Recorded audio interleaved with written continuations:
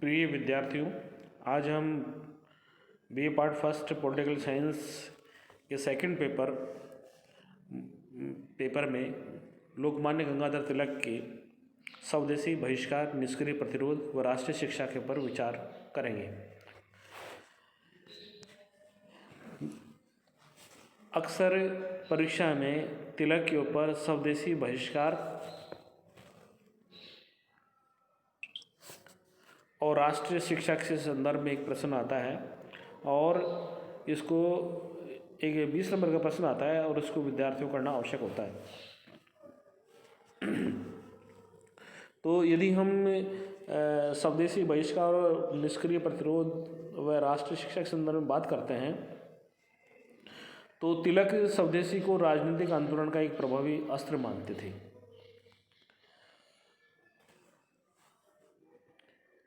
किंतु उनके लिए स्वदेशी का विचार आंदोलन का एक स्वरूप मात्र नहीं था, अपितु राष्ट्र की आत्मनिर्भरता, आत्मसम्मान और विदेशी प्रभाव से मुक्ति का प्रतीक भी था।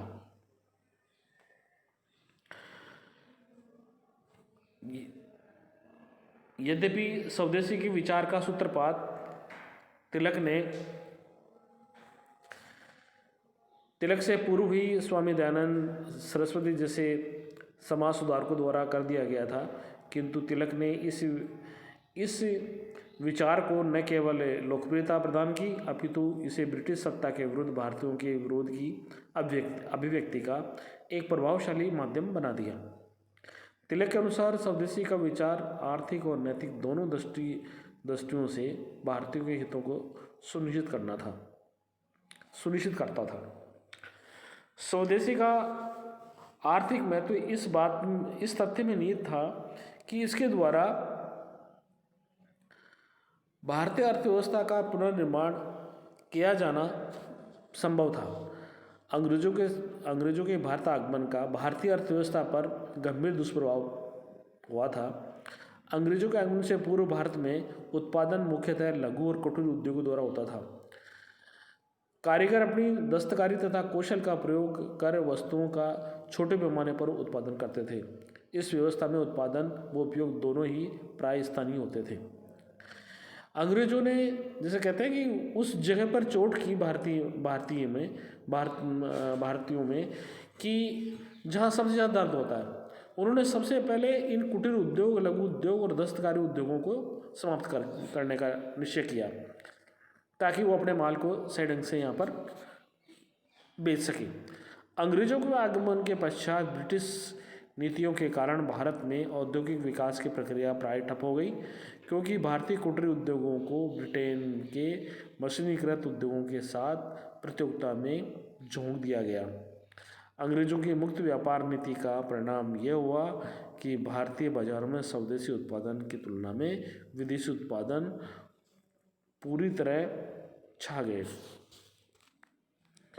यद्यपि ब्रिटिश सरकार भारत में भी औद्योगिकरण को प्रोत्साहन देती तो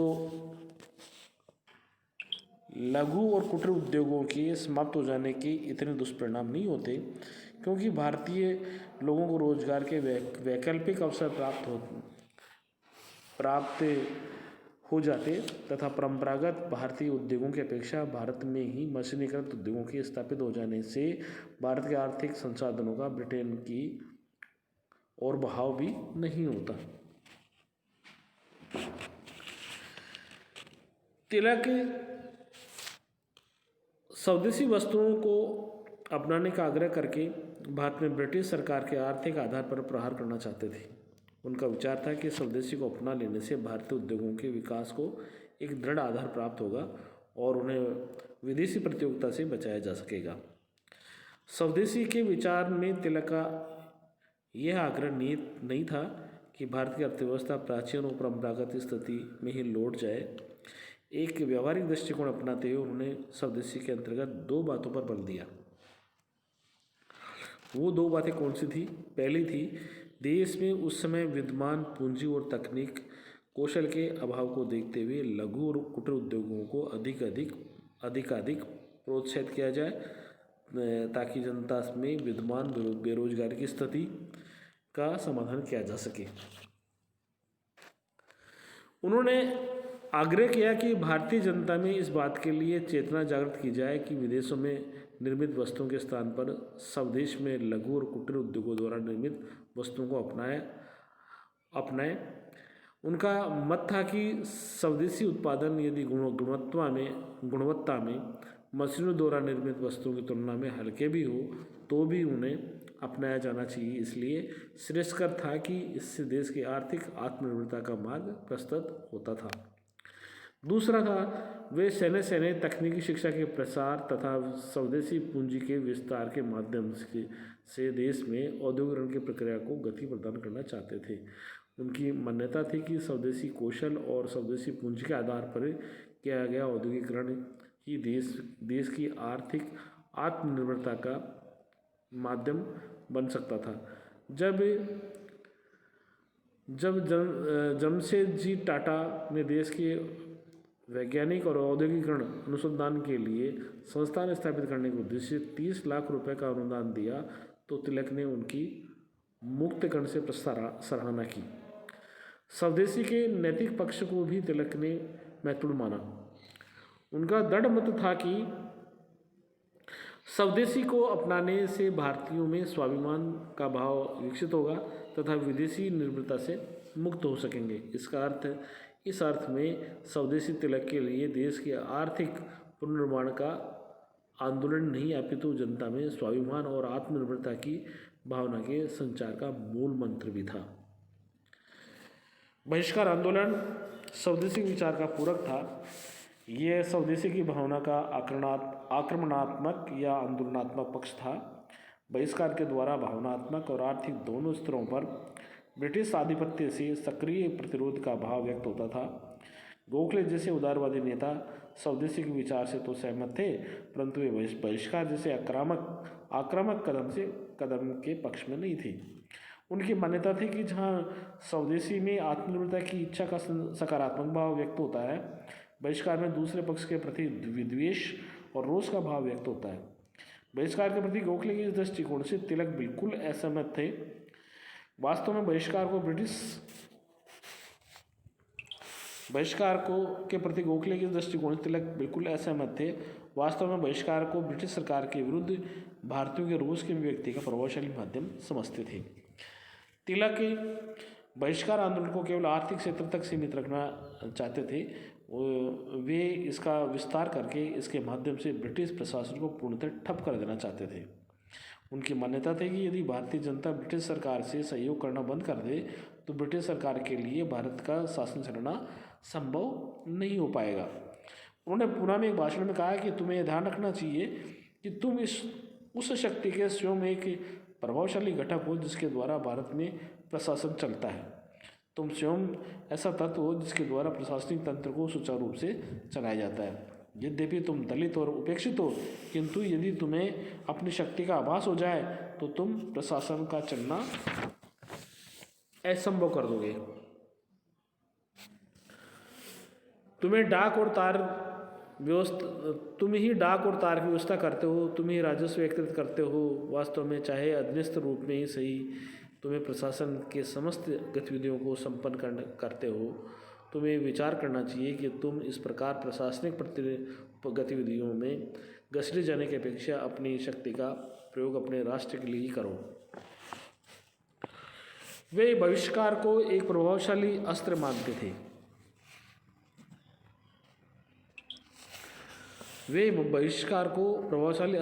थे। उनकी सफलता के प्रति पूर्णतः आश्वस्त थे। उनका दृढ़ मत था कि यदि बहिष्कार को एक व्यापक आंदोलन के रूप में अपना लिया जाए तो ब्रिटिश सत्ता से भारत की मुक्ति के लिए अस्त्र शस्त्रों की आवश्यकता नहीं पड़ेगी।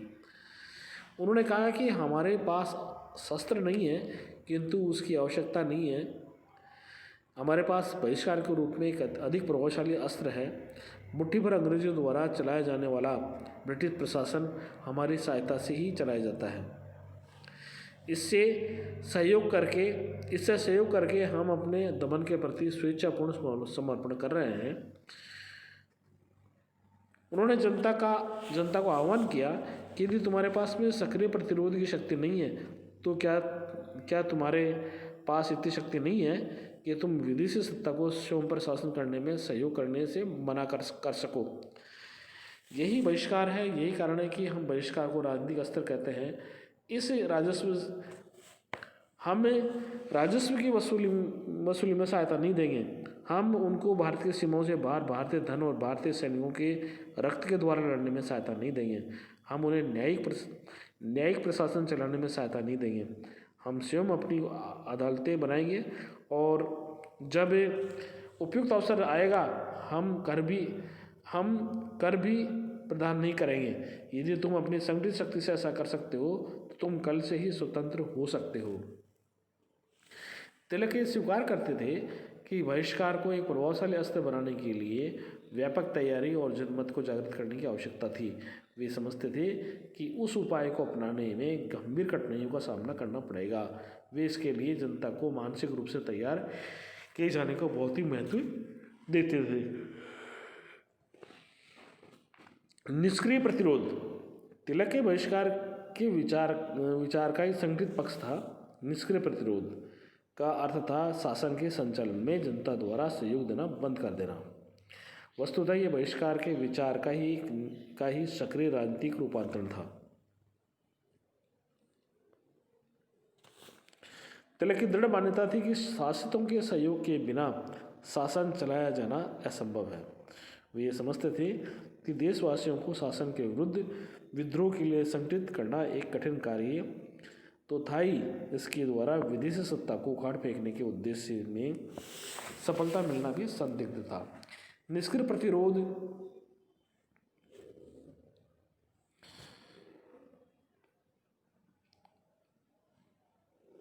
प्रतिरोध उनके द्वारा ऐसा उपाय था जिसके द्वारा जनमत हिंसक साधनों को अपनाए बिना ही स्वराज्य की प्राप्ति के लिए प्रभावी ढंग से आंदोलन कर सकती थी। दूसरा है राष्ट्र शिक्षा। पहला हमने स्वदेशी बहिष्कार निष्क्रिय प्रतिरोध के बारे में बताया। अब दूसरा है इसमें राष्ट्र शिक्षा। तिलक ने राष्ट्रीयता के विचार को मूर्त रूप प्रदान करने के लिए राष्ट्रीय शिक्षा को एक महत्वपूर्ण साधन माना। उनकी मान्यता थी कि राष्ट्रीय शिक्षा के द्वारा ही जनता में राष्ट्रीय एकता की भावना का संचार किया जा सकता है। तिलक के अनुसार शिक्षा का अर्थ कोरा अक्षर ज्ञान अथवा सूचनाओं का संग्रह मात्र नहीं था। उनके अनुसार शिक्षा का माध्यम जिसके द्वारा व्यक्तियों के व्यक्तित्व का निर्माण होता है, उनमें स्वाभिमान और आत्मनिर्भरता के भाव जागृत होते हैं। शिक्षा के प्रति तिलक का दृष्टिकोण व्यावसायिक नहीं था। वे शिक्षा को राष्ट्र निर्माण के प्रभावशाली भावनात्मक साधन के रूप में विकसित करना चाहते थे। इसलिए उन्होंने पाश्चात्य प्रणाली पर आधारित शिक्षा की अपेक्षा देश की राष्ट्रीय शिक्षा के प्रचार प्रसार को महत्व प्रदान किया। शिक्षा के प्रति अपने विचारों को व्यवहारिक रूप देने के लिए तिलक ने आगरेकर और चिपलूनकर के साथ मिलकर पूना में न्यू इंग्लिश स्कूल की स्थापना की। इस स्कूल के माध्यम से तिलक बालकों को सस्ती और श्रेष्ठ शिक्षा उपलब्ध कराना चाहते थे। दक्खन एजुकेशन सोसाइटी की स्थापना तथा उनके माध्यम से पूना के फर्गूसन कॉलेज के संचालन के मूल में तिलक का ये उद्देश्य था कि युवकों को सस्ते दरों पर श्रेष्ठ शिक्षा उपलब्ध कराई जा सके। शिक्षा के प्रचार प्रसार के प्रति तिलक का दृष्टिकोण भी आपटे के द्वारा हंटर कमीशन के समक्ष दी गई साक्ष्य में भली भांति व्यक्त होता है।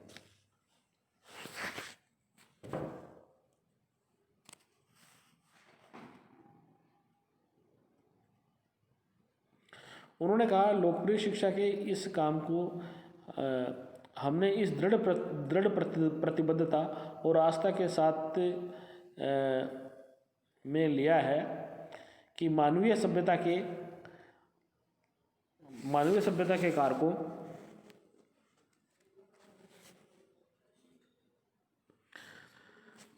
कारकों में से शिक्षा ही ऐसा प्रभावशाली साधन है जो पिछड़े देशों के भौतिक, नैतिक, धार्मिक पुनर्निर्माण को सुनिश्चित कर सकता है और शांतिपूर्ण क्रांतियों के द्वारा शहर विकसित देशों के स्तर तक लाया जा सकता है। शिक्षा के माध्यम से क्रांतिकारी परिवर्तनों का ये लक्ष्य तभी पूरा हो सकता है जबकि शिक्षा का ये पवित्र कार्य स्वयं जनता द्वारा किया जाए। तिलक के राष्ट्रीय शिक्षा के विचार के 4 प्रमुख पक्ष हैं।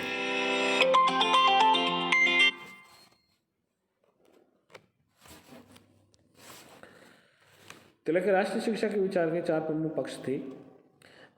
शिक्षा को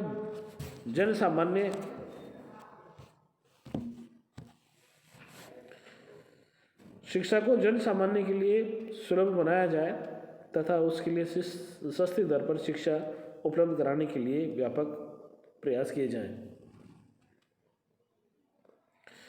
ये सुनिश्चित किया जाए कि शिक्षा भारतीयों द्वारा भारतीय उद्देश्यों को ध्यान में रखते हुए दी जाए। शिक्षा व्यक्ति के व्यक्तित्व के विकास तथा उसके चरित्र निर्माण का सुदृढ़ आधार बने।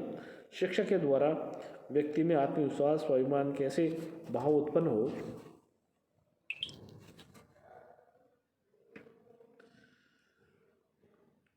किए जाएं जो व्यक्ति को देश सेवा के प्रति समर्पित बना सके। शिक्षा के द्वारा ऐसे युवकों को प्रशिक्षित किया जाए जो राष्ट्रीय जागृति और आंदोलन के लिए जनता को प्रेरित और संगठित कर सके। शिक्षा के द्वारा ऐसे युवकों को राष्ट्रीय शिक्षा के तिलक के विचार में भारतीय और अंग्रेजी दोनों पद्धतियों का समन्वय था। तिलक उदारवादियों की भांति पश्चिमी शिक्षा तथा पश्चिमी जीवन प्रणाली को अपनाए जाने पक्ष में नहीं थे। उनकी मान्यता थी कि भारतीय संस्कृति और भारतीय चिंतन परंपरा के मूल तत्वों का ज्ञान ही भारतीयों के मन में आत्मविश्वास का संचार कर सकता है। किंतु साथ ही वे इस तथ्य से भी सहमत थे कि अंग्रेजी भाषा की शिक्षा भारतीयों को यूरोपीय विचार और ज्ञान को ग्रहण करने में सहायक सिद्ध होगी। राष्ट्रीय शिक्षा की प्रणाली और पाठ्यक्रम के प्रति उनके दृष्टिकोण को सारता निम्नलिखित रूप में प्रस्तुत किया जा सकता है। पहला है, शिक्षा का माध्यम मातृभाषा हो। तिलक का मान्यता थी कि अंग्रेजी के माध्यम से शिक्षा प्रदान किए जाने वाले जाने को अनुचित मानते थे। उनकी दृढ़ मान्यता था कि बालकों को उनकी मातृभाषा में शिक्षा दी जाए ताकि वे सहज ढंग से शिक्षा ग्रहण करके अपने व्यक्तित्व का विकास कर सके। तिलक अंग्रेजी भाषा को शिक्षा के पाठ्यक्रम में सम्मिलित किया जाना तो उपयोगी मानते थे, किंतु वे अनुभव करते थे कि शिक्षा के माध्यम के रूप में अंग्रेजी की बाध्यता को बोझ विद्यार्थियों पर लादना किसी प्रकार उचित नहीं था। दूसरा है, शिक्षा का माध्यम दूसरा है एक राष्ट्रभाषा तथा लिपि की एकरूपता पर बल। तिलक भारत की भाषाई और सांस्कृतिक विविधता से परिचित थे। वे अनुभव करते थे कि देश की भाषाई विभिन्नता के कारण ऐसे संपर्क भाषा की आवश्यकता थी जिससे सभी भारतीय परस्पर संवाद कर सके। तिलक के अनुसार अंग्रेजी को भारतीयों की समान संपर्क भाषा के रूप में अपनाया जाना अव्यावहारिक और अनुचित था। उनकी दृढ़ मान्यता थी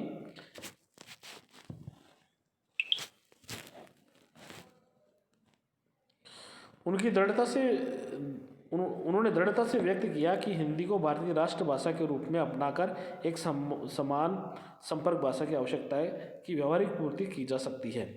इसके माध्यम से विदेशी भाषा पर निर्भरता को समाप्त किया जा सकता है। तीसरा है, तकनीक शिक्षा पर बल। तिलक ने शिक्षा के पाठ्यक्रम में तकनीक शिक्षा को सम्मिलित किए जाने को आवश्यक माना। उनके अनुसार तकनीक शिक्षा के विस्तार के द्वारा देश के औद्योगिकरण की संभावनाएं विकसित की जा सकती और आर्थिक और औद्योगिक क्षेत्र में विदेशी वर्चस्व को समाप्त किया जा सकता था। नेक्स्ट, धार्मिक शिक्षा पर बल।